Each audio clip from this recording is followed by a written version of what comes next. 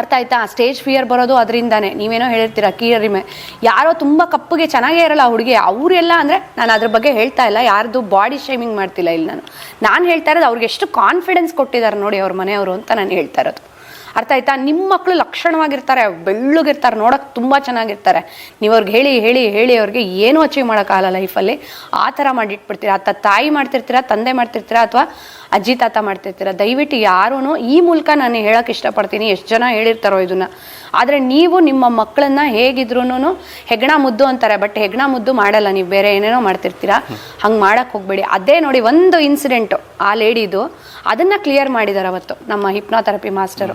ಆ ಥರ ಅವ್ರು ಹೇಳಿದ್ರು, ಇಷ್ಟೇ ಸಣ್ಣ ವಿಷಯ ಅಮ್ಮ, ದೊಡ್ಡದೇನು ಬೇಕಾಗಿಲ್ಲ, ಸಣ್ಣ ವಿಷಯ ಅಂತ. ನಾನು NLP ಕಲಿಬೇಕಾದ್ರೆ ನಮಗೆ ಕ್ಲಿಯರಿಂಗ್ ಮಾಡ್ತಿರ್ತಾರೆ, ದಿನಾ ಸೆಷನ್ಸ್ಗಳು ಮಾಡ್ತಾನೆ ಇರ್ತೀವಿ ನಾವು. ನಂದು ಒಂದು ಇನ್ಸಿಡೆಂಟ್ ಹೇಳ್ತೀನಿ, ಹೇಗಿರುತ್ತೆ ನಮ್ಮ ಬಾಡಿನ, ಹೇಗೆ ಅದು ಎಫೆಕ್ಟ್ ಮಾಡುತ್ತೆ ಅಂತ. ಫಿಸಿಕಲ್ ಬಾಡಿಲಿ ನನಗೇನಿಲ್ಲ, ನಾನು ಆರಾಮಾಗೇ ಇದ್ದೀನಿ. ಆ ಒಂದು ಟಾಪಿಕ್ ಬಂತು, ಕ್ಲಿಯರಿಂಗ್ ಬಂದಾಗ ಒಂದು ಟಾಪಿಕ್ ಹೇಳ್ತೀವಿ, ಆ ಟಾಪಿಕ್ನ ಕ್ಲಿಯರ್ ಮಾಡ್ತೀವಿ. ಆ ಟಾಪಿಕ್ ಬಂದಾಗ ನನಗೆ ಮನಸ್ಸು ತುಂಬ ಭಾರ ಆಗ್ತಾ ಇದೆ. ಅದು ಹೇಳ್ತಾ ಇದ್ದಾರೆ, ಅದು ಕ್ಲಿಯರ್ ಮಾಡ್ತಿದ್ದಾರೆ, ಎಲ್ಲ ಟೆಕ್ನಿಕ್ಸ್ ಯೂಸ್ ಮಾಡ್ತಿದ್ದಾರೆ, ಕ್ಲಿಯರ್ ಆಗ್ತಿಲ್ಲ. ಯಾಕಂದರೆ ಮನಸ್ಸಿಗೆ ಒಂದು 100 kg ಭಾರ ಇಟ್ಟಂಗೆ ಯಾವುದೋ